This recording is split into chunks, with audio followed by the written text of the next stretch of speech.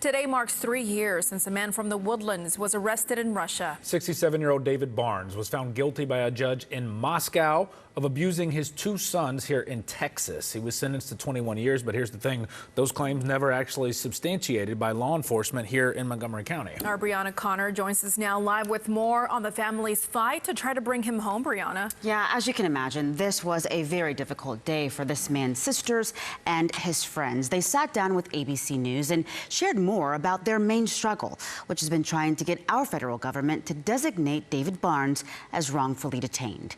Barnes' family says in late 2021, he flew to Moscow in an attempt to get visitation rights or custody over his 2 sons. His Russian ex-wife allegedly took the boys out of the U.S. in 2019.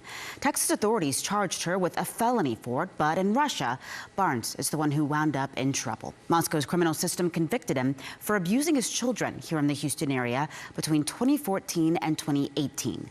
However, Texas authorities also looked into those claims and didn't find significant evidence to verify them. Barnes' ex-wife maintains her children were abused in Texas and that she was protecting them. Barnes is appealing his conviction while his family and his loved ones continue waiting for U.S. officials to classify his detention as wrongful.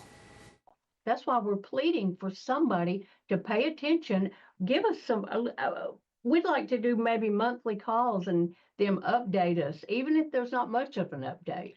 They don't want to do that. We've just heard nothing. So, you know, and I'll emphasize again, to hear David's voice when he's calling from there, how desperate he is, it just breaks your heart. And we know he's innocent.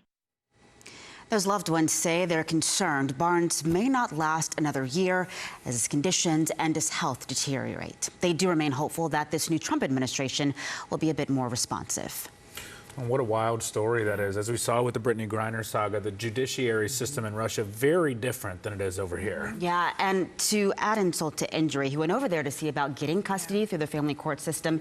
He never even saw his boys. So he went over there, was arrested as soon as his ex-wife found out. And to this day, it's unclear if he's spoken with them.